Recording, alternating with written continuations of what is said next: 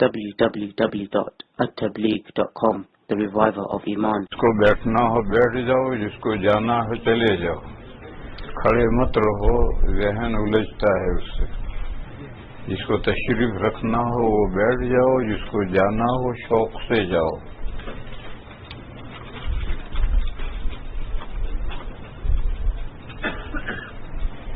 آج سوالات بہت ہیں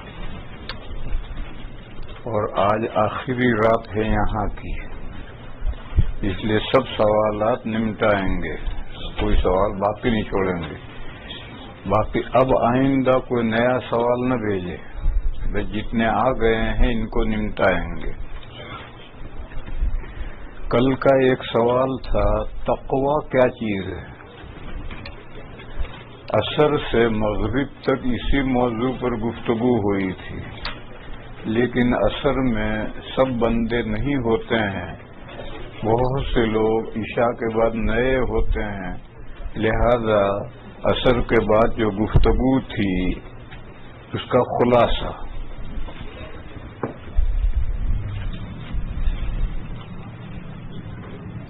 تقویٰ مصدر ہے، تقویٰ کے معنی ہے ڈرنا،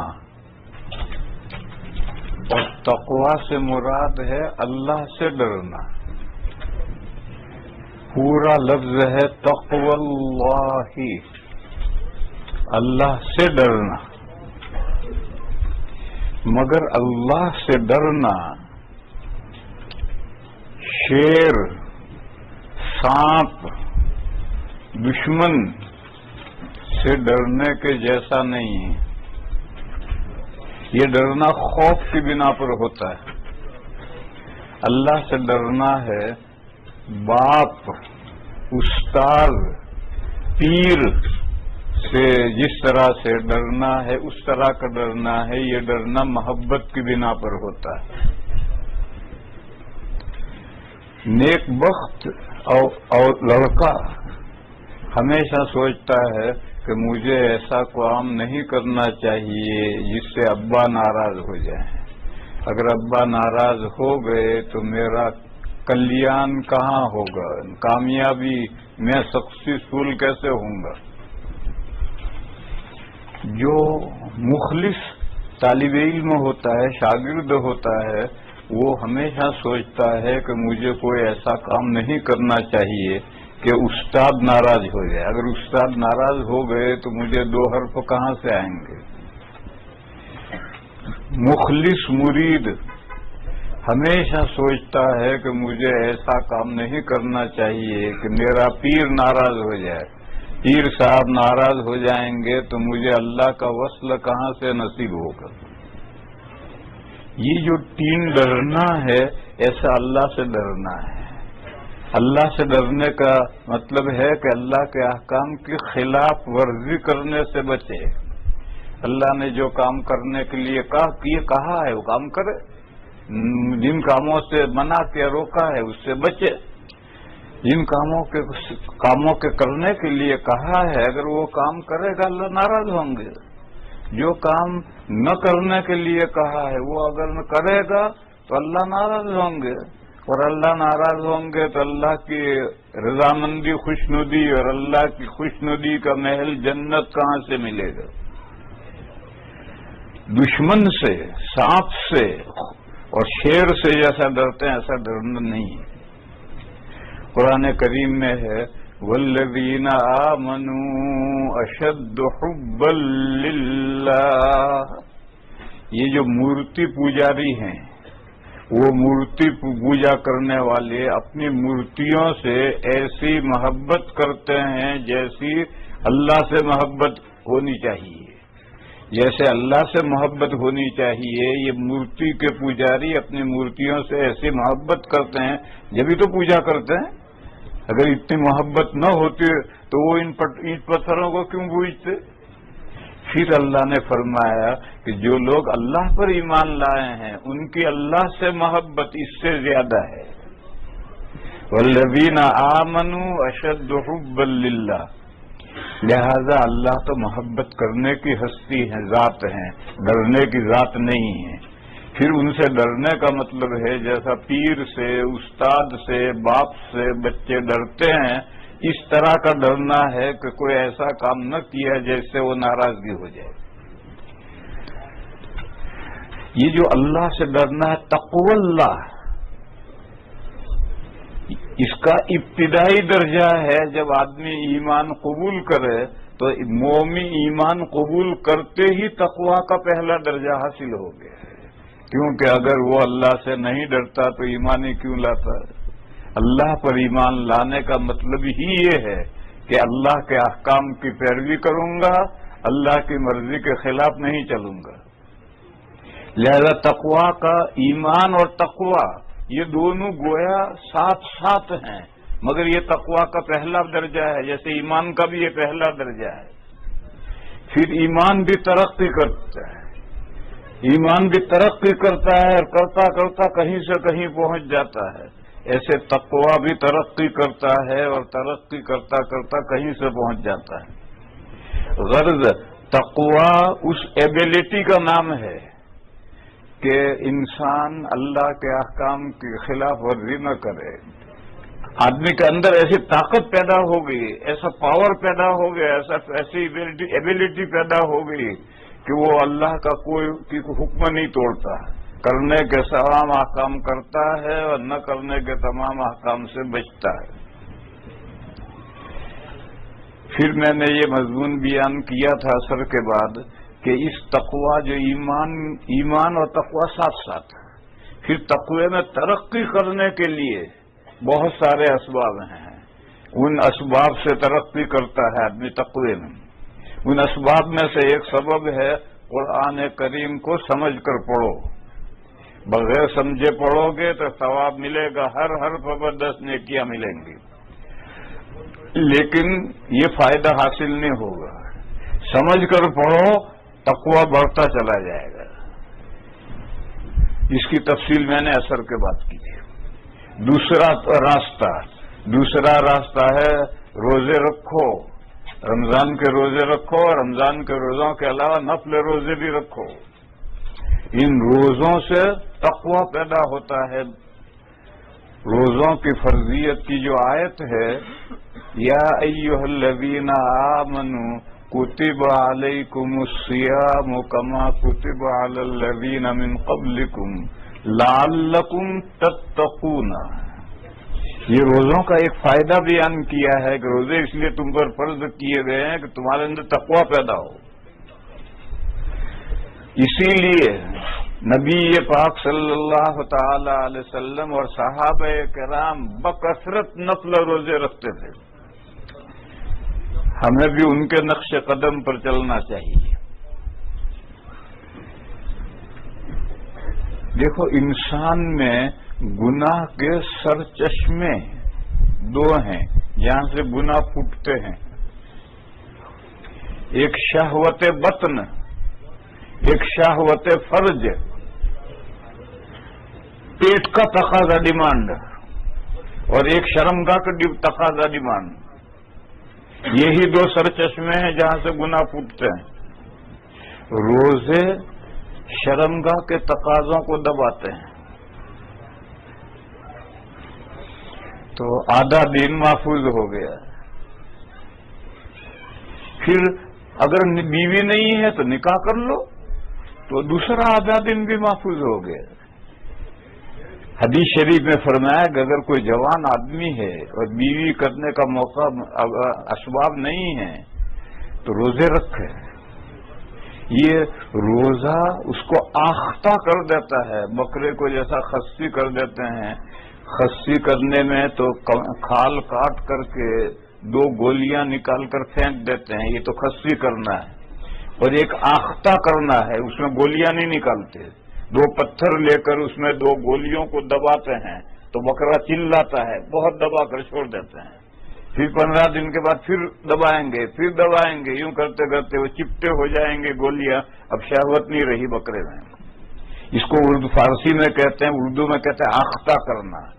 تو حدیث شریف میں فرمایا کہ روزے، اے جوانوں، اگر شادی کرنے کے تمہارے پاس اسباب نہیں ہیں تو روزے لازم پکڑو، یہ تو یہ انسان کو آختہ کر دیتے ہیں، شہوت کو کم کر دیتے ہیں۔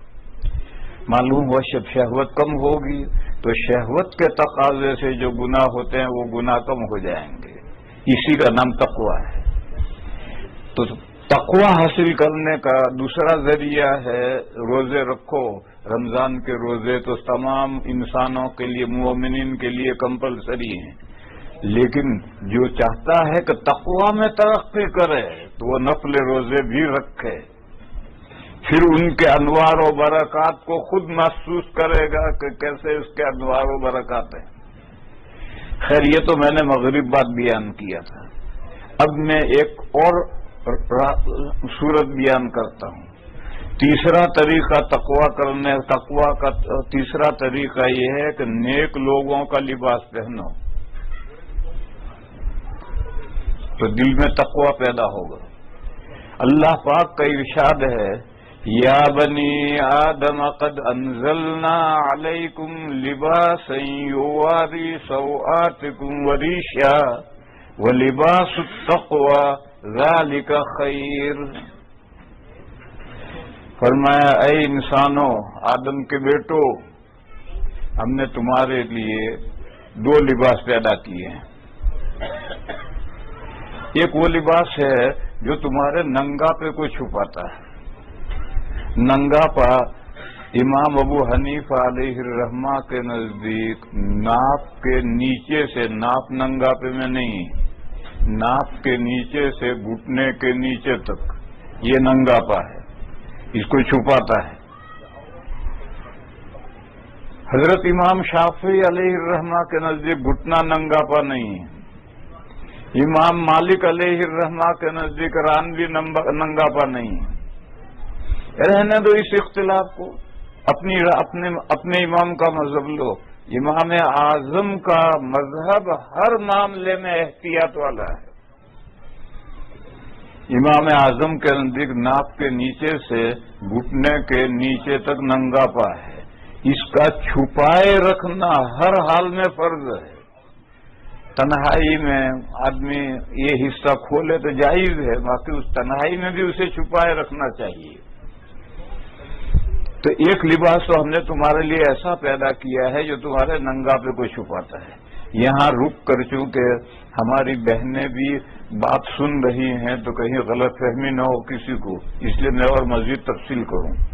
یہ جو ننگا پا ہے اس کو عربی میں کہتے ہیں، اردو میں کہتے ہیں سطر، جسم کا وہ حصہ جس کا چھپانا ضروری ہے، وہ ناپ کے نیچے سے لے کر گھٹنے کے نیچے تک ہے۔ عورت کا بھی یہی سطر ہے، اسی لیے ایک عورت دوسری مسلمان عورت کے سامنے بے ضرورت جسم کا یہ حصہ نہیں کھول سکتی۔ بچہ پیدا ہو رہا ہے یہ تو ضرورت ہے، بے ضرورت مسلمان عورت کے سامنے، غیر مسلم عورت اجنبیوں کے حکم میں، مسلمان عورت کے سامنے عورت بدن کا اتنا حصہ بے ضرورت نہیں کھول سکتی۔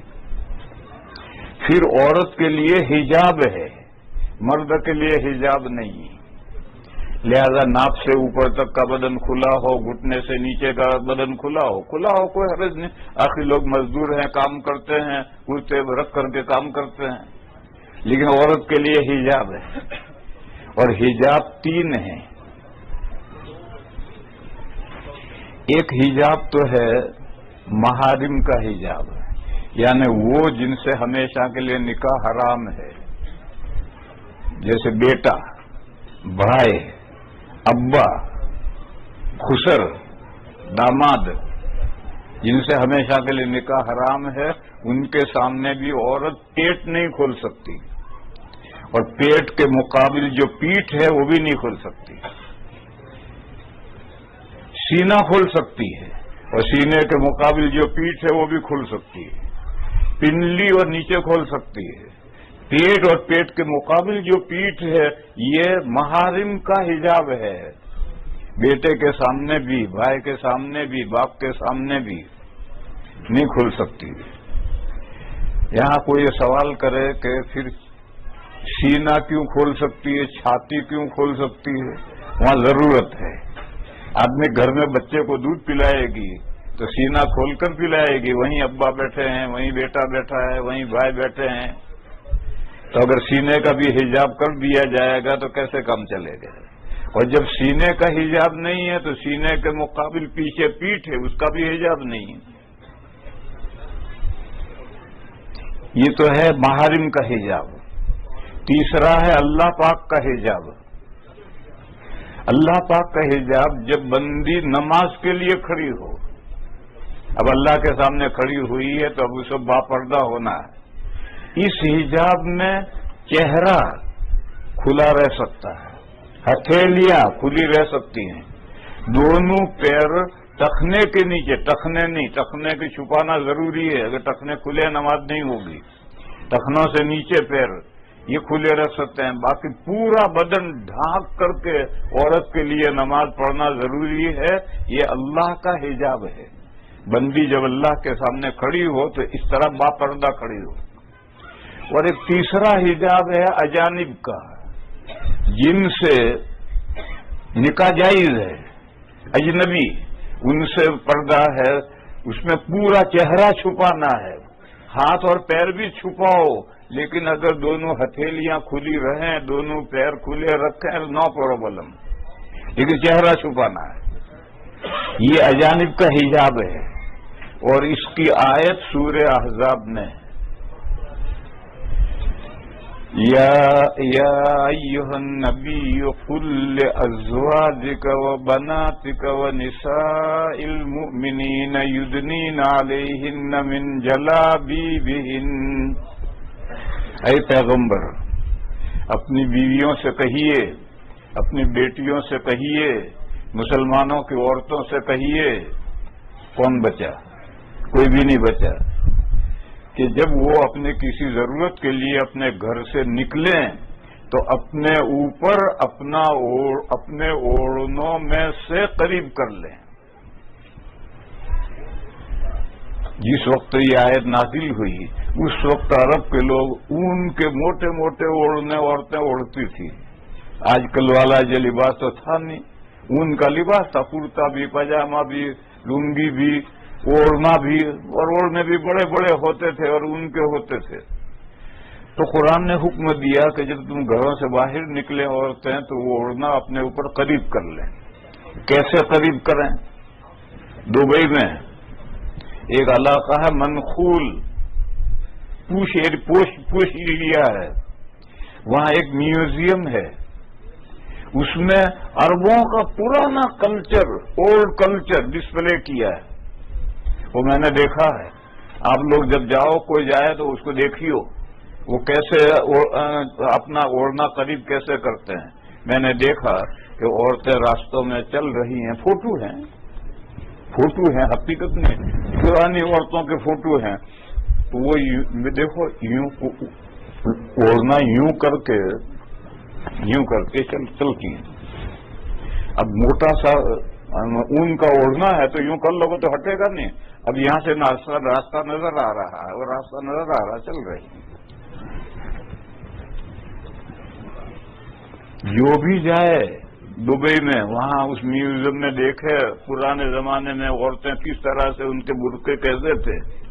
آج کل ہماری عورتوں نے برقعے ایسے بنا لیے ہیں کہ وہ برقعے دوسرے برقعے کے محتاج ہیں، کسی کی نظر نہیں پڑتی تو بھی نظر پڑے۔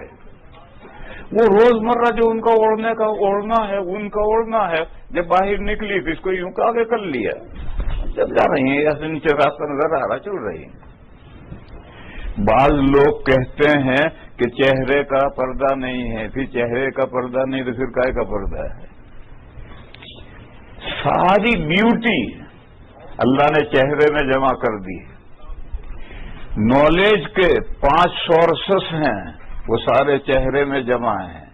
آنکھوں سے دیکھتا ہے، ناک سے سونگھتا ہے، زبان سے چکھتا ہے، کانوں سے سنتا ہے، اور چہرے سے کوئی ہوا لگے فوراً پتہ چلے گا ٹھنڈی ہے یا گرم ہے۔ یہی 5 سورسز ہیں، وہ چہرے میں سارے جمع کیے ہیں اللہ نے۔ یہ ساری بیوٹی چہرے میں ہے، خوبصورتی چہرے میں ہے، لہذا چہرہ ہی تو چھپانا ہے۔ اگر یہ ہتھیلیاں رہ جائیں، دونوں پیر رہ جائیں تو سورہ احزاب کی آیت میں ان ہاتھوں کو نہیں لیا، پیروں کو نہیں لیا. بس اگر عورت ہاتھ کھلے پیر کھلے نکلے کوئی بات نہیں، موزے پہن کر نکلے سبحان اللہ، لیکن کھلے ہاتھ ہوں کھلے پیروں کوئی حرج نہیں. باقی چہرہ چھپا کر نکلا ہے، پردہ تو در حقیقت چہرے ہی کا ہے.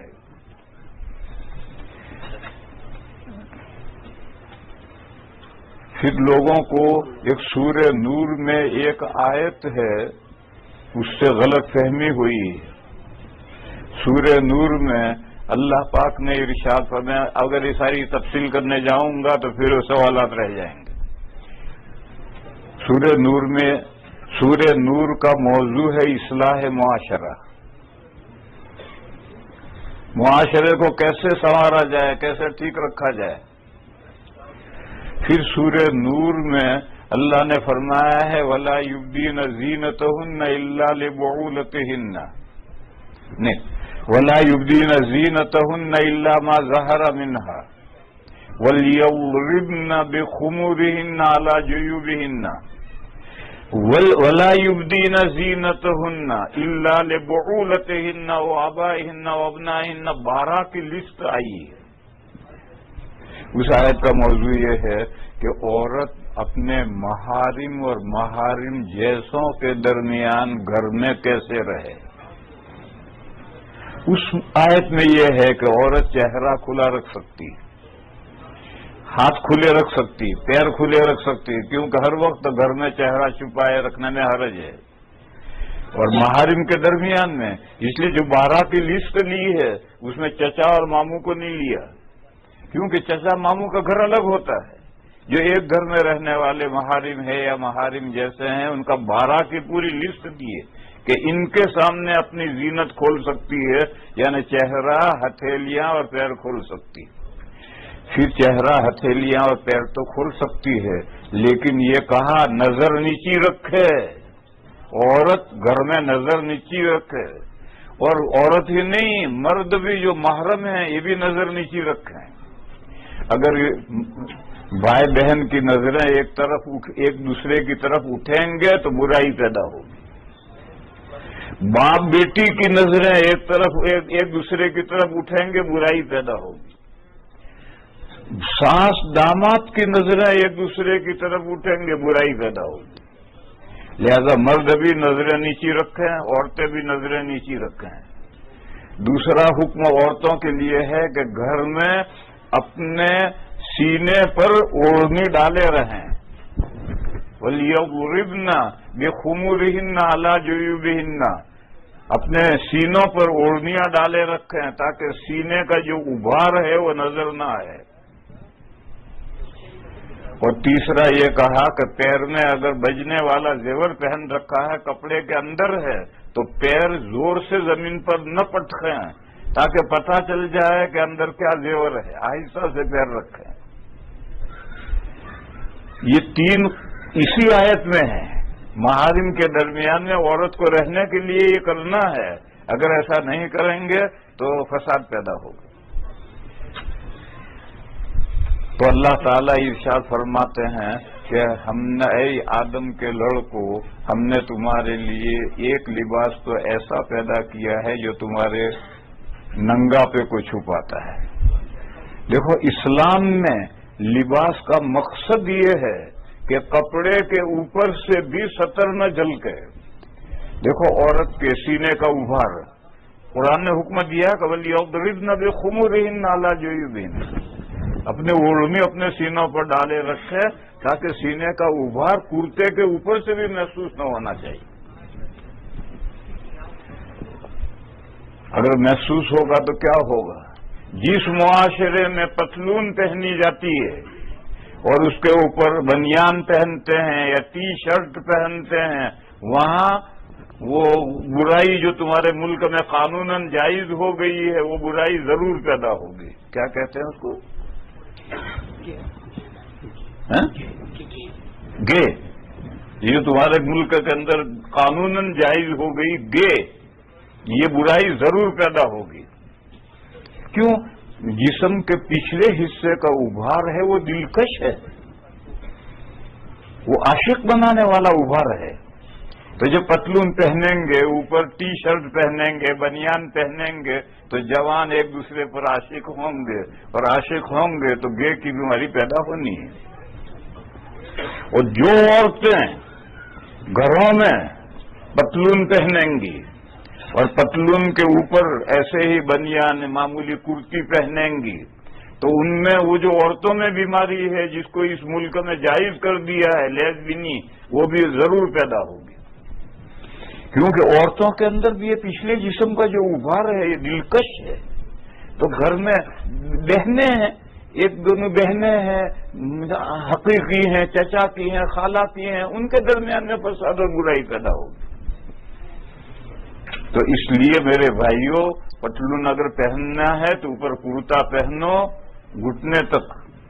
اسلام میں لباس کا مقصد ہے ننگا پہ کو چھپانا، اور ننگا پہ کو چھپانا کا مطلب یہ نہیں ہے کہ ٹائٹ پتلون پہن لیا تو ننگا پہ کہاں چھپا، ننگا پہ تو سارا ظاہر ہو رہا ہے۔ ٹائٹ کرتا پہن لیا تو ننگا پہ کہاں چھپا، سینے کا ابھار تو ظاہر ہو رہا ہے۔ اس لیے قرآن نے کہا اوڑھنی ڈالو، سینے کے اوپر اوڑھنی ڈالو۔ یہ جو پتلون والا لباس ہے مردوں میں اور عورتوں میں، یہ پہلے نہیں تھا، ورنہ قرآن میں اس کا بھی ذکر آتا، مگر اس وقت نہیں تھا، اس لیے اس کا ذکر نہیں آیا۔ اس لیے میرے بھائیوں، اپنے گھروں میں، اپنے معاشرے میں اسلامی لباس پہنو اگر دل میں تقوی پیدا کرنا ہے۔ اللہ فرماتے ہیں کہ ہم نے ایک لباس تو تمہارے لیے ایسا پیدا کیا ہے جو تمہارے ننگا پہ کوئی چھپاتا ہے، اور دوسرا لباس ہم نے تمہارے لیے پروں جیسا پیدا کیا ہے۔ پرندے کے پر، کتنا پرندہ، دو کبوتر پروں سے کتنا خوبصورت معلوم ہوتا ہے، پر اکھاڑ ڈالو کتنا بدنما ہو۔ اب پرندے کو پکڑو، اس کے سر پر بھی پر ہوں گے، وہ کھلے سر نہیں ہوگا۔ کوئی پرندہ پکڑ لو، اس کے سر پر بھی پر ہیں، اور اللہ فرماتا ہے کہ ہم نے تمہارے لیے دوسرا لباس پیدا کیا ہے پروں جیسا۔ پروں سے پرندہ مزین ہوتا ہے، اسی طرح اس لباس سے تمہیں مزین ہوتا ہے، ایسا لباس ہم نے پیدا کیا ہے۔ پھر یہ جو لباس ہے مزین کرنے والا، اس کی دو قسمیں ہیں، ایک سنت لباس ہے اور ایک جائز لباس ہے۔ جائز لباس وہ ہے جس میں ستر بدن کا ننگا پہ چھپ جائے، کوئی بھی لباس پہنو جائز ہے۔ اور سنت لباس کیا ہے؟ ہر زمانے میں، ہر علاقے میں اللہ کے نیک بندے، مولوی نہیں، مولوی بھی نیک بندے ہیں، نیک بندے مولویوں کے علاوہ بھی ہو سکتے ہیں۔ اللہ کے نیک بندے جو لباس پہنتے ہیں وہ سنت لباس ہے۔ ہر زمانے میں، زمانوں سے لباس مختلف ہوتا ہے، ہر علاقے میں، علاقوں کے اعتبار سے بھی لباس مختلف ہوتا ہے۔ ہر زمانے میں، ہر علاقے میں اللہ کے نیک بندے، علماء بھی اس میں ہیں اور علماء کے علاوہ بھی نیک بندے ہوتے ہیں۔ یہ جو اللہ کے نیک بندے ہر کوئی سمجھتا ہے کہ اپنے ہمارے معاشرے میں یہ بندہ نیک ہے، اس کو سمجھانا اس کی ڈیفینیشن کچھ نہیں ہوتی ہے، ہر آدمی سمجھتا ہے۔ یہ نیک بندے جو لباس پہنتے ہیں یہ سنت لباس ہے۔ تو ایک تو عام لباس ہے جو جائز ہے، اور ایک سنت لباس ہے۔ قرآن نے کہا وَلِبَاسُ التَّقْوَىٰ ذَلِكَ خَيْرٌ، تقوی کا لباس، یہ لباس بہترین لباس ہے، کیونکہ یہ لباس پہنو گے، متقیوں کا لباس پہنو گے تو طبیعت میں، دل میں تقوی پیدا ہوگا۔ تجربہ کر کے دیکھو، ایک مہینہ نیک بندوں کا لباس پہنو، نماز اگر نہیں پڑھتا ہے نوجوان تو نماز پہ لگ جائے گا، اس کا کچھ جی چاہے گا نماز میں، مسجد میں جانے کو۔ اور ایک مہینہ ہیپیوں کا لباس پہنو، نماز پکا نمازی ہے تو ابھی نماز چھوڑ بیٹھے گا۔ تجربہ کر کے دیکھو۔ لوگ کہتے ہیں لباس میں کیا رکھا ہے؟ ارے لباس میں سب کچھ رکھا ہے۔ موسیٰ علیہ السلام کا جب جادوگروں سے مقابلہ تھا تو میدان میں صرف جادوگروں کو ایمان ملا اور کسی کو ایمان نہیں ملا۔ کیوں؟ مفسرین لکھتے ہیں کہ وہ موسیٰ اور ہارون علیہ السلام جیسا ڈریس پہن کر میدان میں آئے تھے، تو اس لباس کی برکت سے ان کو ایمان مل گیا. تو آج کل ایک خیال ہے کہ لباس میں کیا رکھا ہے، حج خواہی پوش در عمل کوش، عمل میں کوشش کرو جو چاہو پہنو. یہ غلط خیال ہے، رانگ خیال ہے. لباس میں سب کچھ ہے، اور تجربہ کر کے دیکھو. قرآن نے کہا لباس التقوی کا، لباس المتقین نہیں کہا، کیونکہ وہ کہتے تو بات لمبی ہوتی ہے. تو لباس التقوی کہا کہ یہ صالحین کا، نیک بندوں کا لباس پہنو گے تو تمہارے دل کے اندر تقوی پیدا ہوگا. لباس تو میں یہ بتا رہا تھا کہ تقوی کے اسباب کیا کیا، بہت اسباب ہیں. قرآن سمجھ کر پڑھو، نفل روزے رکھو، فرض روزے رکھو، پھر نفل روزے رکھو، پھر نیک بندوں کا لباس پہنو. یہ سب وہ اسباب ہیں جن سے تقوی ترقی کرتا چلا جاتا ہے. اور آخری درجہ کہاں ہے اس کا بتانا بہت مشکل ہے. جیسے ایمان ترقی کرتا چلا جاتا ہے اور ایمان کا آخری درجہ بتانا بہت مشکل ہے، ایسے تقوی بھی ترقی کرتا چلا جاتا ہے اور آخری درجہ بتانا بہت مشکل ہے. پہلا درجہ میں نے بتایا، ایمان اور تقوی ساتھ ساتھ شروع ہوتے ہیں. اگر تقوی اللہ سے نہ ڈرتا تو ایمان کیوں لاتا ہے؟ اور دونوں ساتھ ساتھ چلتے ہیں اور آخری درجہ دونوں کا نہیں بتا سکتا کوئی. شاعر کہتا ہے، آیا دردید امی گنجد، نیہا درسین امی گنجد، مگر مرد آفاقی در دو عالم نمی گنجد. جو چیزیں پہاڑ ہے سامنے، وہ سارا پہاڑ آپ کے آنکھ میں آ جائے گا. بڑے سے بڑا کوئی مانوی مسئلہ ہے وہ دل میں سما جائے گا. لیکن یہ جو ایمان میں آخری درجے پر پہنچ گیا، وہ دنیا اور آخرت دونوں دنیا میں اس کی سمائی نہیں ہے. یہی حال تقوی کا ہے کہ جب وہ اعلی درجے پر پہنچتا ہے تو قربی اللہ کے مقرر فرشتے اس کا دامن دھو کر پیتے ہیں. کتنا ایمان کا آخری درجہ ہے، یہ تقوی کا آخری درجہ ہے جس کو بیان نہیں کیا جا سکتا.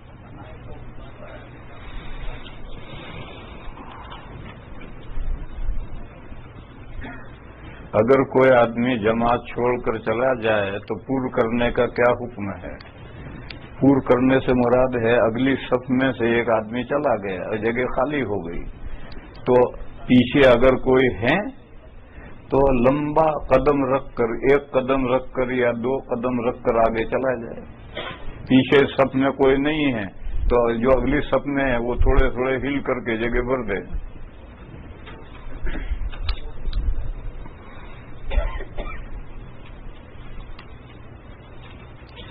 ان احادیث پر کچھ لوگوں کو اشکالات ہیں.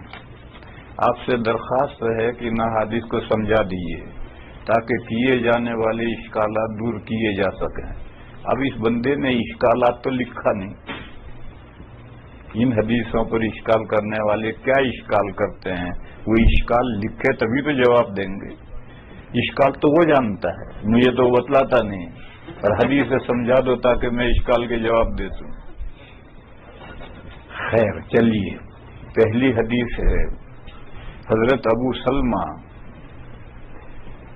یہ حضرت عبد الرحمن ابن عوف رضی اللہ تعالی عنہ کے صاحبزادے ہیں، اور حضرت عبد الرحمن ابن عوف عشرہ مبشرہ میں سے ہیں، ان 10 صحابہ میں سے ہیں جن کو حضور نے جنت کی خوشخبری دی ہے، اور بڑے مالدار تھے. حضور کی وفات کے بعد میں وہ حضور کے ازواج کے ساتھ بہت اچھا حسن سلوک کرتے تھے، ہدیے دیتے تھے، کھجوریں بیچتے تھے، بلکہ باغات بھی دیے ہیں. اور حضرت عائشہ پر تو بہت عنایتیں تھیں ان کی. ان کا لڑکا ہے ابو سلمہ، وہ ابھی نابالغ تھا اور ابا کا انتقال ہو گیا. تو چونکہ ابا کے احسانات تھے تو حضرت عائشہ رضی اللہ تعالی عنہا نے اس بچے کی پرورش کی اور پڑھایا ہے، ان کو حدیثیں یاد کرائی ہیں. اور ایک دوسرے ہیں حضرت عائشہ کے رضائی بھائی. رضائی بھائی سے محرم ہوتا ہے، رضائی بھائی دودھ کا جو رشتے سے بھائی ہوتا ہے وہ محرم ہوتا ہے. تو ابو سلمہ کہتے ہیں کہ میں اور حضرت عائشہ کا رضائی بھائی، ہم دونوں حضرت عائشہ کے پاس گئے اور ہم نے उस जमाने में पढ़ने का किताबें नहीं थी तो सवाल करते थे और उस्ताद जवाब देता था। इसी तरह से पढ़ने का तरीका था। तो कहा हम दोनों गए तो हजरत ये तो बच्चा है और हजरत आयशा का जो रजाई भाई है वो बड़ा है और वो महरम है। उसने हजरत आयशा से पूछा कि गुस्ल जनाबत अगर किसी पर गुस्ल वाजिब हो तो गुस्ल करने का क्या तरीका है। तो हजरत आयशा सिद्दीक़ा रज़ी अल्लाह तआला अन्हा ने एक सा, ये एक पैमाना था जिससे गेहूं वगैरह नापते थे, तो एक सा 3 किलो का 3 लीटर 4 कह लो 4 लीटर के बकद्र वो पैमाना होता था। वो पानी भर करके मंगवाया और वो नहाई और अपने सर के ऊपर पानी डाला। वो बैनना वो बैनहा हिजाबुन, हमारे और उनके दरमियान में पर्दा था, पर्दा तान दिया। उधर हजरत आयशा हैं, इधर अबू सलमा और वो रजाई भाई हैं और वो पानी डाला तो सर दिख रहा है, उससे नीचे का बदन नहीं दिख रहा।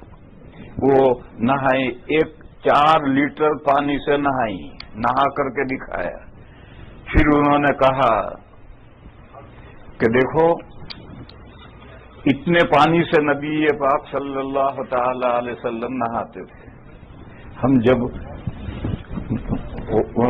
वॉशरूम में चले जाते हैं और शावर खोल देते हैं तो पता नहीं कितनी बाल्टियां पानी चला जाता है।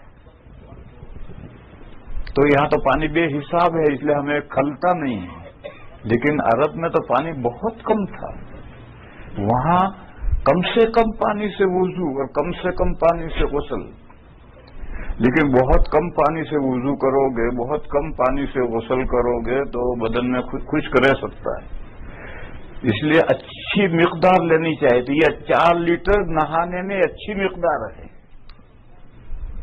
वरना मैंने मीना में एक नाइजीरियन को 1 बोतल पानी से नहाते देखा है और साबुन से नहाया और पूरा सही नहाया और फिर भी 2-3 घूंट पानी बच गया था।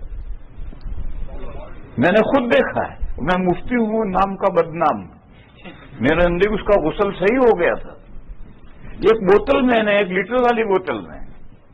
लेकिन इतना कम बोतल पानी में इस्तेमाल करने में एहतिमाल है कहीं खुश्क रह जाए, तो हुजूर इतना कम पानी नहीं इस्तेमाल करते थे, 4 बोतलों के बकद्र पानी गुस्ल में इस्तेमाल करते थे। तो उन्होंने 1 सा के मानिन मंगवाया, पानी मंगवाया और पर्दा तान दिया। उस तरफ हजरत आयशा है, इस तरफ एक तो नाबालिग बच्चा है, एक रजाई भाई है, वो बालिग है। सर नजर आ रहा है, ये देख रहे हैं। और हजरत आयशा ने पूरा नहा करके बताया और फिर कहा कि नबी पाक सल्लल्लाहु ताला अलैहि वसल्लम इतने पानी से नहाते। अब इस हदीस में क्या इश्काल है और क्या एतराज की बात है? और बाकी जो हदीसें लिखी हैं उसको समझने के लिए देवबंद आना पड़ेगा। अब रात खत्म होने वाली है। इस मुल्क में तअद्दुद अज़वाज की कानूनी पाबंदी है, 2 बीवियां नहीं कर सकते। तो क्या यहां हुकूमत से छुपा कर देखो, इस मुल्क में 1 से ज्यादा बीवी करना चाहते हो तो इसका हुक्म वही है जो ब्लैक मार्केटिंग का हुक्म है। ब्लैक मार्केटिंग का हुक्म तुम जानते हो सब। इज्जत बचाओ, अपने पैसे जिस तरह चाहे एक्सचेंज करो। आपका डॉलर है, इंडिया का रुपया इंडिया वाले के पास है। हम एक्सचेंज करना चाहते हैं तो बैंक के रेट के हम पाबंद नहीं हैं। हम जो किसी भी रेट पर एक्सचेंज कर सकते हैं, लेकिन ये है ब्लैक मार्केटिंग। अगर पकड़े गए तो हुकूमत मुर्गा बनाएगी। लिहाजा इज्जत बचाकर ब्लैक मार्केटिंग करो, वही इस मसले का हुक्म है। अगर दूसरी बीवी करना चाहते हो तो इज्जत बचा करके करो। हुकूमत के कानून की जरूरत नहीं है, मगर इज्जत बचाना जरूरी है। मगर پہلی وائف کی رضامندی ضروری ہے، حکومت کی رضامندی ضروری نہیں. حکومت سے چھپا کر تم کر سکتے ہو، اور اگر پہلی بیوی سے چھپا کر کیا تو مصیبت آ جائے گی. اور پہلی بیوی راضی کرو اور اس کو راضی کر کے کرو، کون منع کرتا ہے؟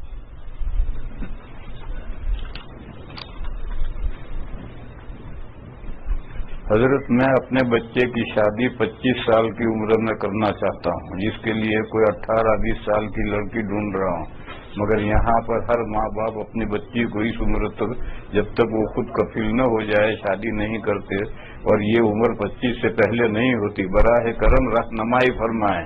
رہنمائی ہے کہ دیٹ از یور پرابلم.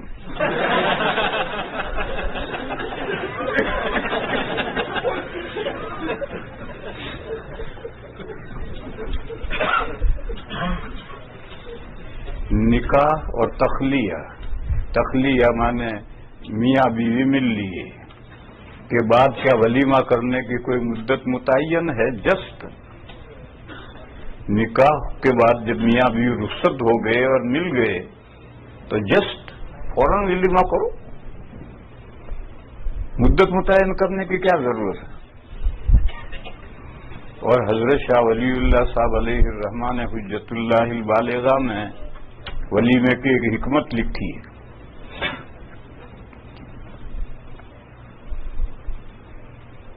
لڑکا لڑکی مل گئے رات میں، صبح ولیمہ کھلاؤ. سب کو پتا چل گیا کہ فلاں کا لڑکا فلاں کی لڑکی مل لیے. بس اب جو بچہ پیدا ہوگا اسے حرامی کوئی نہیں کہے گا کہ ولیمہ کا کرائے ہیں. یہ حضرت شاہ ولی اللہ صاحب نے حکمت لکھی ہے. اس کا مطلب یہ کہ ملنے کے بعد اگلے دن ولیمہ کرو. امام بخاری علیہ الرحمٰ نے بخاری شریف میں ایک باب قائم کیا ہے، باب من اولم الی 7 ایام. وہ آدمی جس نے 7 دن تک ولیمہ کیا، 7 days تک ولیمہ کیا، مگر یہ کنٹینیوس، پہلے دن بھی، دوسرے دن بھی، تیسرے دن بھی، 7ویں دن تک. یہ نہیں کہ 6 دن گزار کر 7ویں دن کیا، اس باب کا یہ مطلب نہیں ہے. لہذا نکاح کا ولیمہ کا طریقہ جس رات کو ملے ہیں اس کے اگلے دن ولیمہ کرو. اور اگر دن میں ملیں، یہاں تو دن میں بھی ملتے ہیں، یہاں صرف شب زفاف نہیں ہوتی، یہاں روز زفاف بھی ہوتا ہے. اور زمین پر بھی نہیں ملتے، ہوائی جہاز میں بھی ملنے لگے. تو میاں بیوی کے ملنے کے بعد جو دعوت ہوگی اس کا نام ولیمہ ہے. ابھی میاں بیوی ملے نہیں، اس سے پہلے جو دعوت ولیمہ نہیں ہے. اس کو ہمارے یہاں ہندوستان میں کہتے ہیں، کیا کہتے ہیں بھائی؟ مادہ. بارات جائے گی اس سے پہلے دن دلہا والا سب کی دعوت کرے گا، رشتہ داروں کی، اس کو ماڈا کہتے ہیں، ماڈا. پھر دوسرے دن بارات جائے گی، پھر بارات جائے گی لڑکی کے یہاں کھائے گی. یہ بھی رانگ ہے، یہ بھی رانگ ہے. کیا نکاح کے چھوارے ولیمہ کے طور پر دیے جا سکتے ہیں؟ ابھی تخلیہ نہیں ہوا. چھوہارے تو نکاح کی شیرینی ہے، وہ ولیمہ نہیں ہے. ولیمہ چھوہاروں جس مجلس میں ایجاب و قبول ہوا ہے، جس مجلس میں ایجاب و قبول ہوا ہے، جب اس سے نمٹ جاؤ تو اگر کافی مقدار چھوارے ہیں تو وہاں آدمی کو کھڑا رکھو، بھی دروازے پر چھوارے ملیں گے. اور تھوڑے ہیں تو بکھیر دو. کسی کے ہاتھ آئے، کوئی تکتا ہوا چلا گیا چپ چاپ، اس کے ہاتھ نہیں آئے. یہ تو نکاح کی شیرینی ہے. اور ولیمہ تو میاں بیوی کے ملنے کے بعد زفاف کے بعد ہے. پھر اگر زفاف کے بعد میں آپ غریب ہیں، کوئی چیز ہے ہی نہیں، جیسے نبی پاک صلی اللہ تعالی علیہ وسلم کا نکاح خیبر سے واپسی میں صحبہ مقام میں نکاح ہوا حضرت صفیہ سے. اب سفر میں کچھ ہے ہی نہیں تو اعلان کیا، بھائی جس کے پاس میں جو کھانے کی چیز ہے لے آؤ.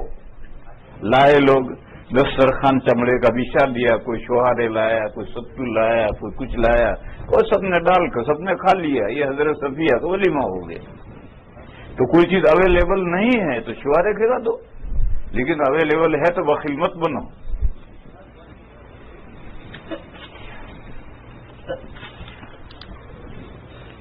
اگر کسی کے پاس بینک میں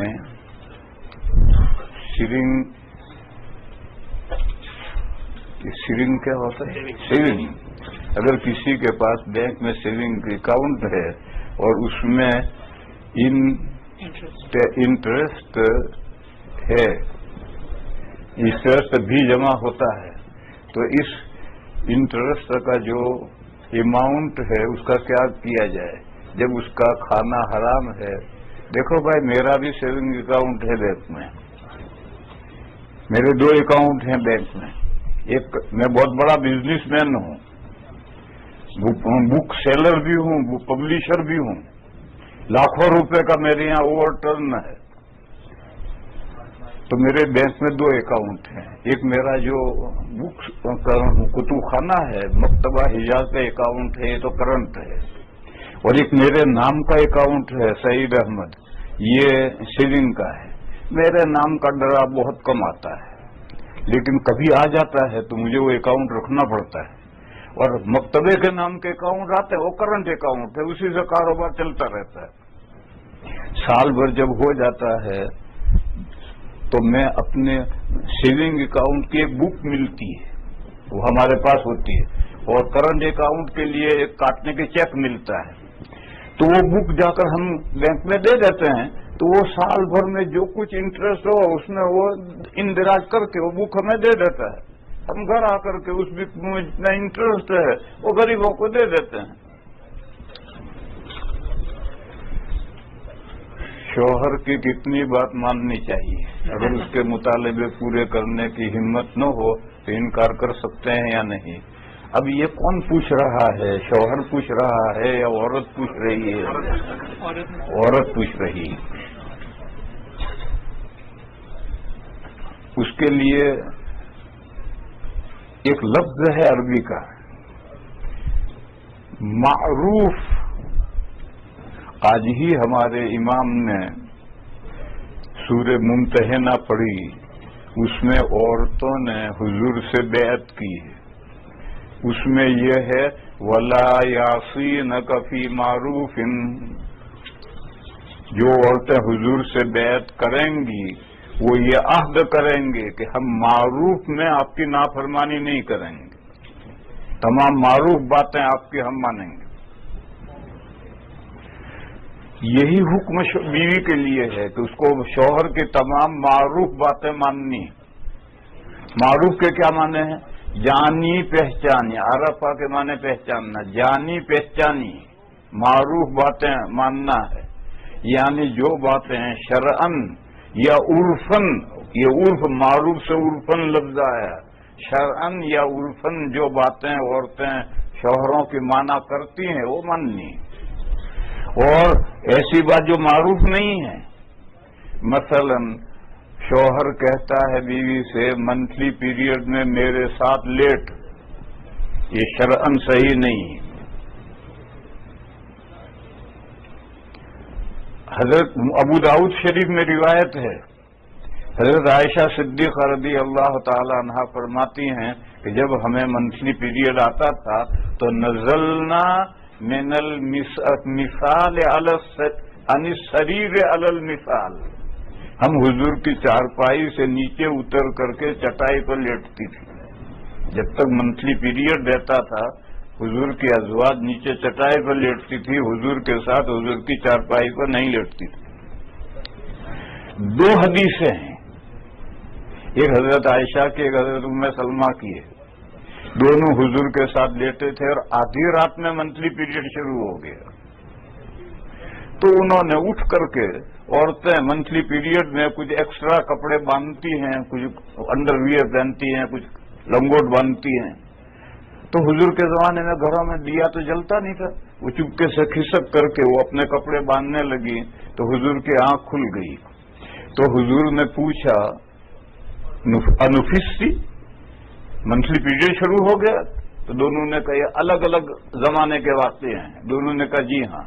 تو حضور نے فرمایا لنگی باندھ کر میرے ساتھ آ کر لیٹ جاؤ. 2 مرتبہ لنگی تو باندھی، اب اوپر کا بدن کھلا ہے.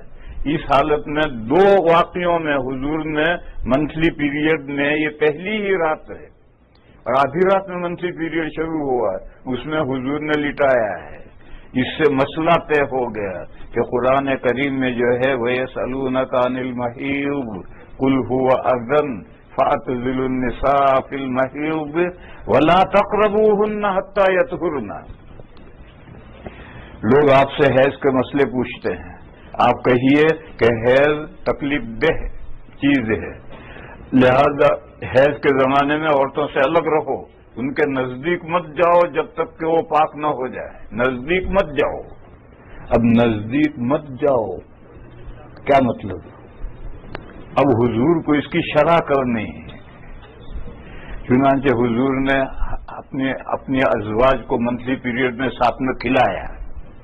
معلوم ہوا کہ میاں بیوی حیض میں ہے اور میاں بیوی ساتھ کھا سکتے ہیں، بلکہ حضرت عائشہ ہڈی کھاتی تھی، پھر اسی ہڈی کو حضور لے کر کھاتے تھے، اور حضرت عائشہ منتھلی پیریڈ میں ہوتی تھی۔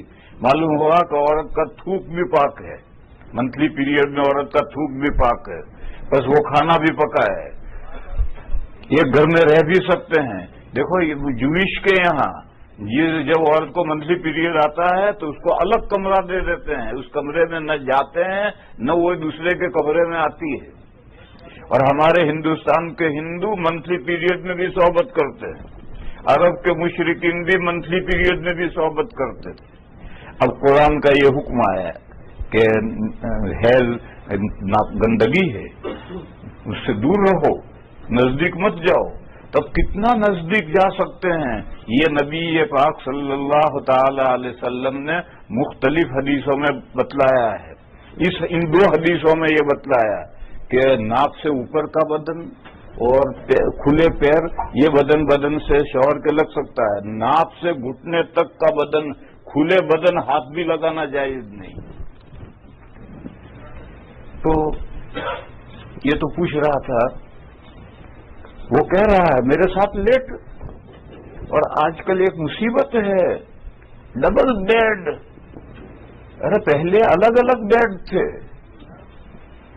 اب ان دو بیڈوں کو اکٹھا کر دیا اور ڈبل بیڈ بنا کر کے ڈبل کوائٹ بھی کر دیا۔ بٹ بیڈ تھا، برا تھا، اس برے کو اچھا کر دیا، کوائٹ کر دیا۔ یہ آفت ہے یہ ڈبل بیڈ، گناہ میں مبتلا کرتے ہیں۔ آدمی کی 2-3 بیویاں ہو تو گناہ میں مبتلا نہیں ہوگا، اٹھ کر دوسری یہاں جائے گا، لیکن ایک ہی بیوی ہے تو کیا کرے گا؟ لہذا میرے بھائیوں یہ معروف نہیں، شرعن معروف نہیں، شرعن جائز نہیں ہے۔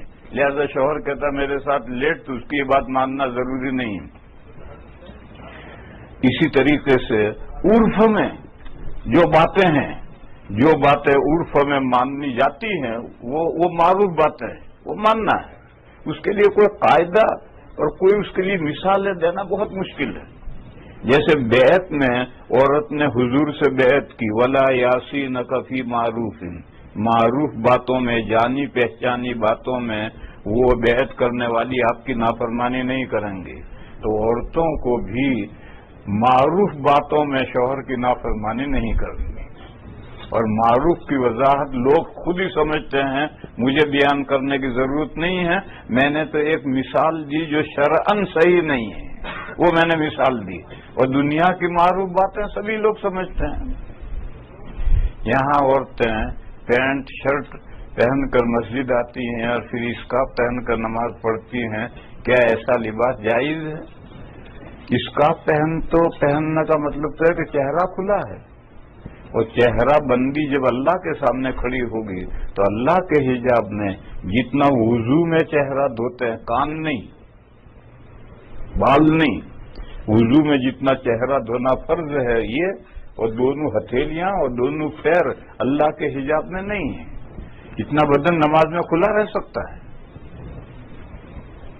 یہاں عورتیں پینٹ شرٹ پہن کر کے مسجد آتی ہیں، یہ پینٹ شرٹ یہ وہی لباس ہے پتلون والا، یہ کوئی لباس اسلامی لباس نہیں، تو کافروں کا لباس ہے، اور جس معاشرے میں یہ لباس شروع ہوگا وہاں یہ دونوں برائیاں لامحالہ پیدا ہوں گی۔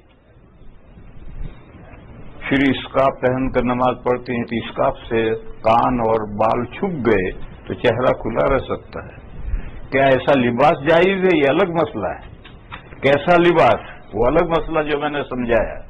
یہ تو اللہ کے سامنے بندی کھڑی ہو تو با حجاب اس کو نماز پڑھنی ہے. اس حجاب میں کیا کیا اعضاء کھلے رہ سکتے ہیں وہ میں نے سمجھایا. میری سہیلی کی کمر میں بہت درد ہے, کوئی وظیفہ یا دعا بتائیے. میری بہن, اس کے لیے وظیفہ اور دعا نہیں ہوتی ہے, اس کے لیے حکیم ڈاکٹر کے یہاں جا کر دوا کرانی پڑتی ہے, علاج کرانا پڑتا ہے.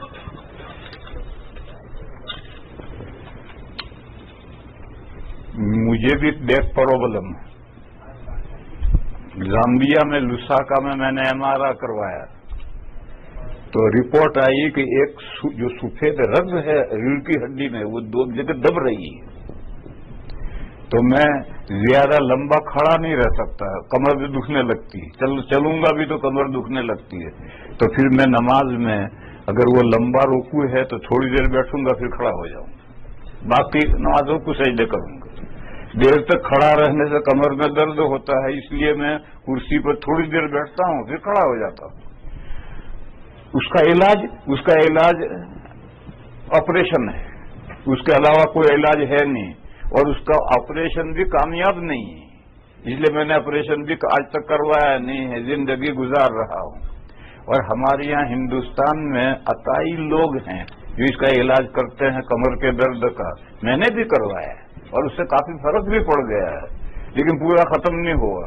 لہذا ایسی بہن جو ہے وہ کسی کمر کے درد کا جو علاج کرتا ہے اس کے پاس جائے, دعا وظیفہ نہیں ہے اس کے لیے. کیا مسجدوں میں ایسے ڈیزائن والے کارپیٹ بچھانا مناسب ہے جو نمازیوں کی دھیان میں خلل ڈالی ہیں؟ بالکل مناسب نہیں ہے, مگر اب لوگوں نے شروع کر دیا ہے, میں کیا کروں. نماز 3 رکعتوں میں جس میں امام قراءت نہیں کر رہے ہوتے تو ذہن ادھر ادھر ہو تو کیا کریں؟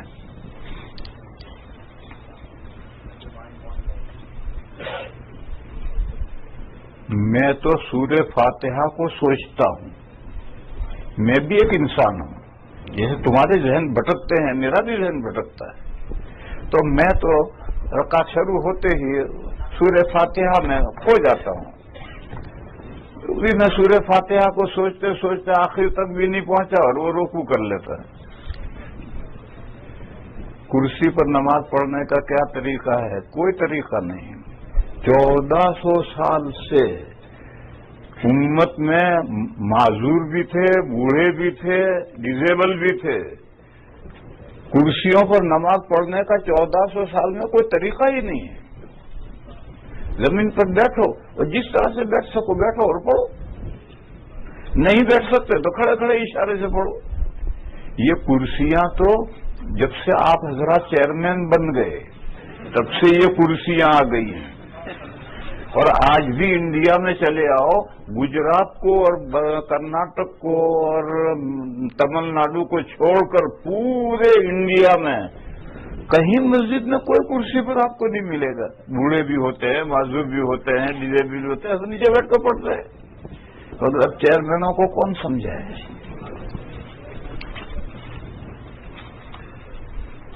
اگر کوئی مرنے سے پہلے زبانی وصیت یہ کرے کہ اس کے آبائی وطن میں دفن کیا جائے تو وصیت پر عمل کیا جائے یا نہیں؟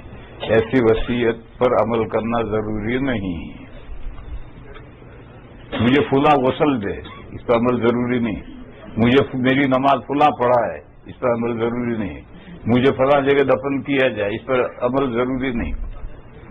دوسرا سوال, ایک مسلمان لڑکا عیسائی لڑکی سے شادی کرنا چاہتا ہے اور اہل کتاب سے شادی کا کیا حکم ہے؟ وہ عیسائی لڑکی فارم میں رجسٹرڈ مردم شماری کے رجسٹرڈ میں اگر عیسائی ہے تو اسے نکاح جائز نہیں.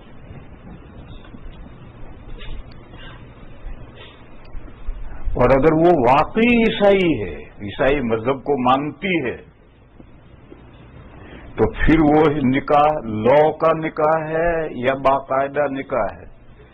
لو کا نکاح ہے, وہ بھی جائز نہیں. قرآن کریم میں 5ویں پارے کے شروع میں اور سورہ مائدہ کے شروع میں محصنات غیر مصافحات ولا متخذات اخدان قید آئی ہے کہ وہ اہل کتاب کی عورتیں پاک دامن ہوں, محسنات غیر مصافحات، تمہارا مقصد صرف پانی بہانا نہ ہو، اور تمہارا محبت کے رشتے تعلقات نہ ہوں، تو اہل کتاب کی عورتوں سے نکاح جائز ہے۔ وہ کیسا ہے؟ جیسا ہم مسلمانوں میں ایک بچہ ہے، اس کے ابا جہاں مناسب لڑکی دیکھتے ہیں وہاں رشتہ بھیجتے ہیں، وہ قبول کرتے ہیں۔ لڑکے لڑکی کا ڈائریکٹ کوئی رابطہ نہیں ہوتا ہے، ماں باپ رابطہ کرتے ہیں۔ ایسا اگر ماں باپ کسی اہل کتاب کی جو واقعی اہل کتاب ہے اس کے ساتھ رشتہ کریں اور پھر نکاح ہو تو اس کی اجازت ہے۔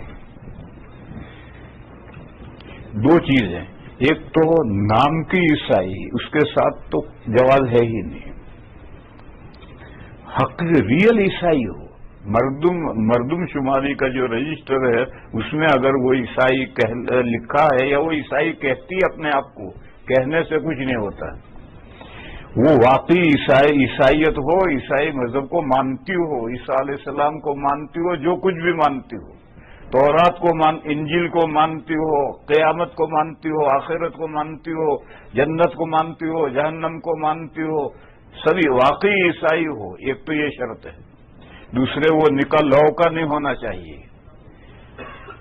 جیسے مسلمانوں میں آپس میں نکاح ہوتے ہیں، لڑکے کے ماں باپ رشتہ بھیجتے ہیں، لڑکی کے رشتے ہوتے ہیں، پھر آپس میں نکاح ہوتے ہیں، اس طرح کا جو عیسائی عورت کے ساتھ نکاح ہو تو جائز ہے۔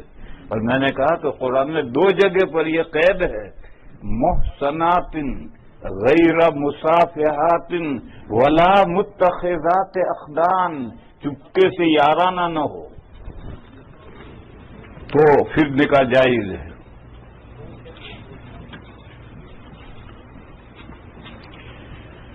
اگر کسی عورت کے والدین کسی اور اسٹیٹ میں ہوں اور شوہر اپنے خرچے پر بیوی کو ان سے سال میں ایک دفعہ ملاوے اور ماں باپ بھی ملنے آ جائیں، لیکن بیوی پھر سے کسی موقع عید وغیرہ پر باقی تمام خاندان والوں سے اپنی ذاتی مال سے خرچ کر کے ملنا چاہے جبکہ وہ شوہر کے تمام ضروری، یہ بھی وہی معروف ہے۔ یہ جو مسئلہ پوچھتے ہیں کہ بیوی شوہر کے ساتھ ہے امریکہ میں، ماں باپ انڈیا میں ہے، تو بیوی کو اپنے ماں باپ کے پاس ملانے کے لیے کتنے دن میں لے جانا ضروری ہے؟ معروف جو عرف ہے اس کا اعتبار ہے، اور عرف مجھ سے زیادہ آپ لوگ جانتے ہیں۔ سمجھے سوال؟ ایک لڑکا بیوی یہاں ہے اور ماں باپ انڈیا میں ہے، تو بیوی کا ماں باپ سے ملنے کو جی چاہتا ہے، تو کتنے دنوں میں بیوی کو لے کر کے اس کے ماں باپ سے ملانے کے لیے لے جانا چاہیے؟ شرعاً ضروری ہے، شرعاً کوئی پابندی نہیں ہے، عرف جو لوگوں کے یہاں معروف ہے، لوگوں کا جو عرف ہے اس کا اعتبار ہے، اور عرف مجھ سے زیادہ آپ لوگ جانتے ہیں، اور نہ جانو تو ادھر مولانا نانا بیٹھے ہیں ان سے جانا جا کر پوچھو کیا عرف ہے یہاں کا۔ اگر کوئی عورت اللہ کے حکم سے صاحب اولاد نہ ہو اور اس وجہ سے اپنے آپ کو کیا ہے معروف رکھنے کے خاطر کوئی کام کرے یا عام عورتوں کی بنسبت رشتہ داروں سے میل جول زیادہ رکھے یا اس کے بچہ پتہ نہیں کیا لکھتی ہے یا ان کے بچوں میں دل لگائے ان پر خرچ کرے تھے شوہر کے ساتھ دینا جیسے، ارے ایسی عورتیں جن کے اولاد نہیں ہوتی ہے وہ تو بازار سے کتا لے آتی ہے، وہ گڑیا زندہ کتا نہیں، گڑیا لے آتی ہیں، کتا بلی ہاتھی، اور اس سے کھیلتی رہتی ہیں۔ بہرحال یہ جو عورت پوچھ رہی ہے میں نے پورا پڑھا نہیں، بغیر پڑھے جواب ہے کہ اس میں اس کو اپنے شوہر کی مرضی کے تابع ہو کر رہنا پڑے، شوہر جتنا اجازت دے اتنا کرے۔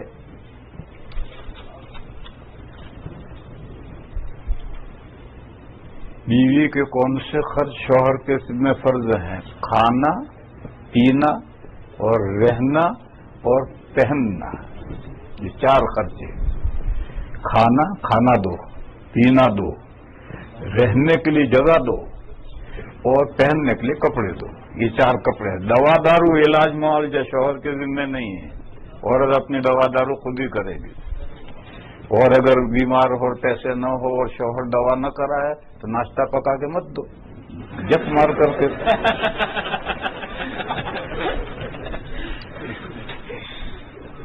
کیا میکے جانے کا خرچ بھی شوہر کے ذمے ہے؟ نہیں ہے، میکے جانے کا خرچ شوہر کے ذمے نہیں ہے، لیکن جو معروف ہے یہاں کا جو عرف ہے کہ اتنے دنوں میں شوہر بیوی کو ماں باپ سے ملانے لے جایا کرتا ہے، اس اعتبار سے عمل کرنا چاہیے۔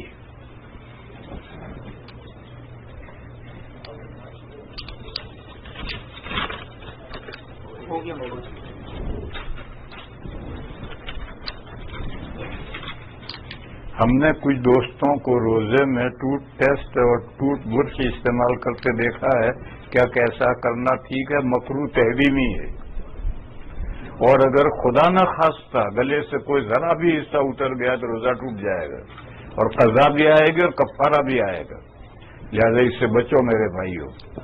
ایسا امام جو داڑھی منڈا ہو اور تشیش کا بنیان پہن کر پائچے اونچے کر کے نماز پڑھا ہے تو اس کے پیچھے نماز کا کیا حکم ہے؟ کل بتایا تھا کہ مقتدی کیسے ہے، اس پر مدار ہے۔ اگر مقتدی بھی ایسے ہیں تو جیسی روح ایسا فرشتہ، اور اگر مقتدی ٹھیک ہے تو پھر ایسے امام کے نماز امام بننا مکروہ تحریمی ہے۔ مسجد کے آداب کیا ہیں اور کیا مسجد میں قہقہا لگانا جائز ہے؟ قہقہا لگانا تو کہیں بھی ٹھیک نہیں۔ قہقہا کیا ہے؟ کھے کھے کھے کھے کھے، دوسرا آواز سن رہا ہے، یہ غیروں کے اندر یہ جو ہنسنے کا طریقہ ہے، وہ کہتے ہیں اس طرح ہنسو تاکہ یہ جو طریقہ ہے یہ طریقہ غلط ہے۔ نبی پاک صلی اللہ تعالی علیہ وسلم بہک ہنسنا جس میں دانت کھلے آواز نہ نکلے، اور نکلے تو دائیں بائیں سنے، بس یہی اسلامی طریقہ ہے ہنسنے کا۔ کہا تو اسلامی طریقہ ہی نہیں ہے، یہ تو غیروں کا طریقہ ہے جو یہاں چل پڑا ہے۔ بعض لوگ تو گویا ہنستے ہیں عجیب انداز سے، خدا کی پناہ۔ وہابیت کیا ہے اور یہ کب سے شروع ہوئی؟ شیخ محمد ابن عبد الوہاب رحمہ اللہ نجد کے ایک ریفارمر ہیں، اور آج کل وہاں کے لوگ انہی کا فالو کرتے ہیں۔ ان کا جو فالو کرنے والے ہیں وہ وہابی کہلاتے ہیں، اور لوگ بے وقوف ہیں۔ ارے ان کا تو نام محمد ہے، ان کے باپ کا نام عبد الوہاب ہے، مگر وہ محمد ہی نہیں کہتے، وہابی کہتے ہیں۔ ان کے یہ وہاں کے لوگ ہیں، اور نجد اور سعودیہ کے لوگ ان کا فالو کرتے ہیں۔ ہم دیوبندیوں کا ان کے ساتھ دور تک کا کوئی واسطہ نہیں، ہم دیوبندیوں کا وہابیوں کے ساتھ کوئی دور تک کا بھی کوئی واسطہ نہیں۔ سلفی کیا ہوتا ہے اور اہل حدیث کیا ہوتا ہے، اور یہ وہابیت سے کیسے مختلف ہیں؟ میرے بھائیوں، اس کے لیے میں ایک ہفتہ یہاں رکھوں تو میں تمہیں سلفیت اور اہل حدیث کو سمجھاؤں، اور دونوں کو الگ الگ کر کے سمجھاؤں۔ ذرا سا مختصر، مسلمان عقائد میں بھی مختلف ہوئے ہیں اور مسائل میں بھی مختلف ہوئے ہیں۔ حضور کے بعد جو عقائد میں مختلف ہوئے ہیں وہ 73 فرقے ہوئے ہیں، ان میں سے ایک جنت میں جائے گا، 72 جہنم میں جائیں گے۔ یہ عقائد کے فرقے جیسے معتزلہ، کرامیہ اور پتہ نہیں کیا کیا، انہی میں سے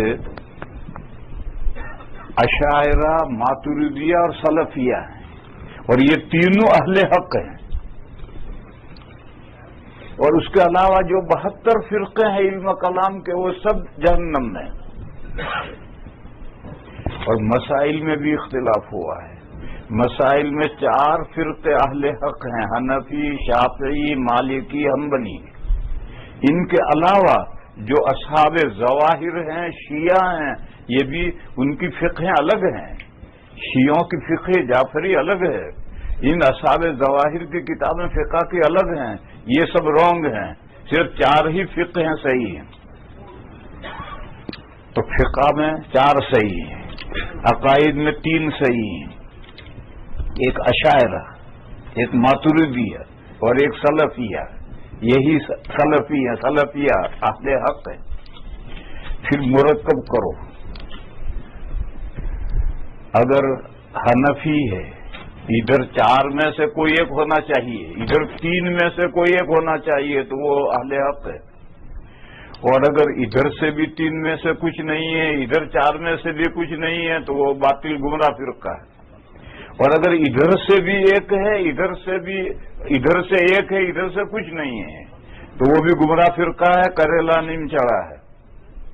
میں مثال دوں، ایک بہت بڑے حضرت گزرے ہیں، مفسر ہے، کشاف ان کی تفسیر ہے، زمخشری رحمہ اللہ، وہ فقہ میں تھے حنفی اور عقائد میں تھے معتزلی، تو یہ کریلا نیم چڑھا ہو گئے۔ یہاں تو حنفی ہیں مگر ادھر نہ اشعری ہے، نہ ماتریدی ہے، نہ سلفی ہیں، معتزلی ہیں۔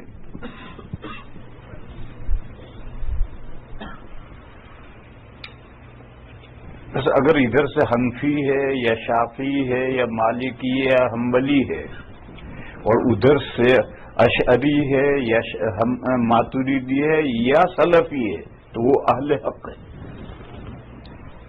لیکن اگر ادھر سے اہل حدیث ہے، اہل ظاہر ہے، اور ادھر سے سلفی، ماتریدی، اشعری کچھ بھی ہے، تو وہ علامہ زمخشری جیسا ہے، کریلا نیم چڑھا۔ یہ جتنے اپنے آپ کو ہندوستان کے سلفی، عرب کے سلفی نہیں۔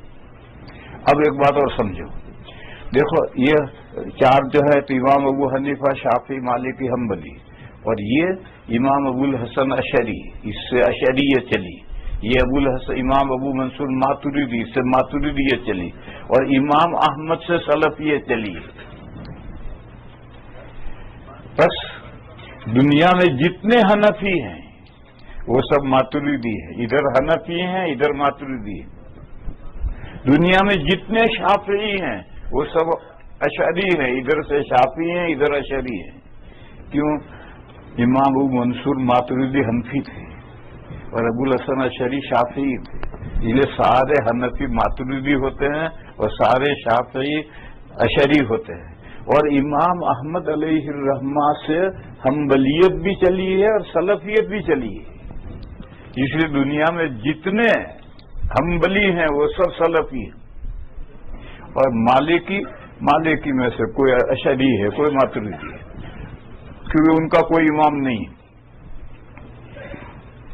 بس ہمارے ہندوستان کے جتنے اہل حدیث تھے سب اشعری تھے، ان کے سب بڑوں نے اپنے آپ کو اشعری لکھا ہے۔ لیکن جب سعودیہ میں پیٹرول اور سونا نکلا تو یہ ہمارے ہندوستان کے سارے اشعری سلفی بن گئے وہاں جا کر، تاکہ وہ تو سلفی، وہ تو حنبلی سلفی ہیں، وہ تو صحیح ہیں، اور یہ تو اصحاب ظواہر ہیں، غیر مقلد سلفی ہیں، یہ تو کریلا نیم چڑھا ہے، یہ بھی جا کے سلفی بن گئے تاکہ ان کے پیٹرول اور ان کے ڈالر سے فائدہ اٹھائے۔ تو یہ سلفیت برحق ہے، سلفیت برحق ہے، لیکن اس کے ساتھ 4 فقہوں میں سے ایک فقہ بھی ساتھ میں ہونی چاہیے، تب برحق ہے۔ اور اگر 4 فقہوں میں سے ایک فقہ نہیں ہے، وہ اصحاب ظواہر ہیں، غیر مقلدین ہیں، تو پھر وہ سلفیت برحق نہیں ہے۔ جیسے معتزلی، ماتریدی، زمخشری حنفی تھے مگر وہ معتزلی تھے، تو رونگ بندہ تھا، وہ اہل حق میں سے نہیں تھے۔ یہ بہت مختصر ہے، ورنہ 1 ہفتہ میں یہاں رکوں تو تمہیں اسے بہت کھول کر کے تفصیل سے سمجھا سکتا ہوں، اتنے مختصر سے وقت میں نہیں سمجھا سکتا۔ کیا تراویح میں امام قرآن دیکھ کر نماز پڑھا سکتا ہے؟ امام حنفیوں کے نہیں پڑھا سکتا۔ حنفی فقہ میں اگر امام دیکھ کر نماز پڑھائے گا یا مقتدی دیکھ کر لقمہ دے گا اور امام لقمہ لے لے گا تو نماز فاسد ہے۔ کارٹون کی شکلیں اور گڑیاں خریدنا اور بچوں کو تحفہ دینا شرعی مسئلہ فرما دیں۔ اگر شکلیں حیوانات کی شکلیں واضح ہیں تو اس کا خریدنا ہی جائز نہیں ہے، ہدیہ دینا کہاں سے جائز ہوگا؟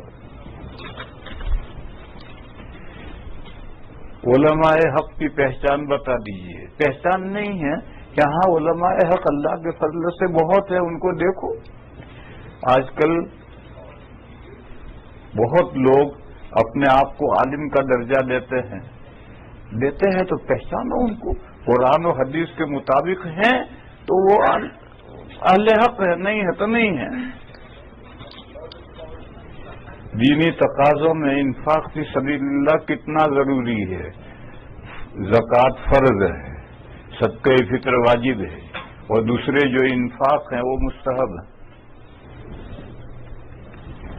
کیا مراقبہ میں حضور علیہ السلام کا تصور قائم ہو جانا ان کے خواب کی زیارت کے برابر ہے؟ ہرگز نہیں. یہ پوچھ رہا ہے مراقبہ سر جھکا کر بیٹھا، حضور کا تصور کر لیا تو جیسے خواب میں حضور کی زیارت ہوتی ہے اس کے برابر ہے؟ ہرگز نہیں. ایسا کیوں ہے کہ ہمارے علماء پر ہر نئی چیز کو پہلے حرام اور پھر بعد میں حلال کر دیتے ہیں؟ مختلف لوگ پہلے تحقیق نہیں ہوتی. میں نے ایک دن مثال دی تھی کہ جب گھڑی نکلی تھی تو دارالعلوم دیوبند کے دارالفتہ نے فتویٰ دیا تھا کہ گھڑی پہننا مکروہ تحریم ہے اور تو جڑی ہے. پھر بعد میں رائے بدل گئی. ریل گاڑی میں، چلتی ریل گاڑی میں نماز پڑھنے کا مسئلہ، اونچے ہوائی جہاز میں نماز پڑھنے کا مسئلہ. پہلے ایک رائے ہوتی ہے، پھر غور و فکر کے بعد معلوم ہوتا ہے کہ رائے غلط ہے تو دوسری رائے بنتی ہے. حلال اور حرام کا بھی یہی مسئلہ ہے. پہلے تحقیق نہیں ہوتی تو لوگ کہہ دیتے ہیں حلال ہے، پھر تحقیق ہوتی ہے کہ اس میں حرام چیزیں ہیں تو پھر فتویٰ دیتے ہیں کہ حرام ہے. کتابوں میں حضرت عمر ابن عبدالعزیز رحمۃ اللہ علیہ کی مدح دیگر خلفائے کرام سے بھی زیادہ کی گئی ہے. غلط ہے. وہ کون سی کتابیں ذرا لائیے اور مجھے دکھائیے جس میں عمر ابن عبدالعزیز کی مدح خلفائے راشدین سے بھی زیادہ کی گئی ہو. ایسی کوئی کتاب نہیں. کیا اس کی تاریخ ہے؟ ایسے تو خواہ مخواہ بکواس ہے. خلفائے راشدین کا تو بہت بڑا مقام ہے. نبی پاک صلی اللہ تعالی علیہ وسلم کی سنتوں کو مضبوط پکڑنا ضروری ہے، ایسے خلفائے راشدین کی سنتوں کو بھی مضبوط پکڑنا ضروری ہے. عمر ابن عبدالعزیز رحمہ اللہ کا وہ مقام نہیں ہے. ختم ہو گئے الحمدللہ، سارے سوالات ختم ہو گئے. وہ آخری دن ہے لہذا دعا کر لیں. درود شریف پڑھو بھائیو. اللہم صلی وسلم وبارک علی سیدنا ومولانا محمد وعلی آل سیدنا ومولانا محمد بعدد من صلی وسلم. یا الہ العالمین ہماری نیکیوں کو قبول فرما، ہماری حسنات میں ترقی فرما. یا اللہ ہمیں حق بات کو سمجھنے کی توفیق عطا فرما اور حق بات کی پیروی کرنے کی توفیق عطا فرما. یا اللہ باطل بات کو بھی سمجھنے کی توفیق عطا فرما اور اس سے بچنے کی ہمیں توفیق عطا فرما. یا اللہ اس مسجد کے نمازیوں کو قبول فرما. یا اللہ ان بندوں کو دارین میں بھلائیاں عطا فرما. یا اللہ ہمارے ملنے کو بھی مبارک فرما، ہمارے علیحدہ ہونے کو بھی مبارک فرما. یا اللہ اس ملک کے تمام اداروں کو، مسجدوں کو قبول فرما، سب کو دین پر استوار مضبوط فرما. یا اللہ ہم میں جو بیمار ہیں ان کو شفا عطا فرما. یا اللہ ہماری جو بہنیں ہیں اس بیان کو سن رہی ہیں، میرے مولا ان سب بہنوں کو بھی قبول فرما، ان کو اللہ کے نیک صالح بندیاں بنا. ہمارے بیماروں کو شفا عطا فرما، ہمارے پریشان حال لوگوں کی پریشانیاں دور فرما. اور اے میرے مولا ہماری مغفرت فرما، ہمارے ماں باپ کی مغفرت فرما اور تمام مسلمان مردوں کی اور مسلمان عورتوں کی مغفرت فرما. سبحان ربک رب العزت عما یصفون وسلام علی المرسلین والحمد للہ.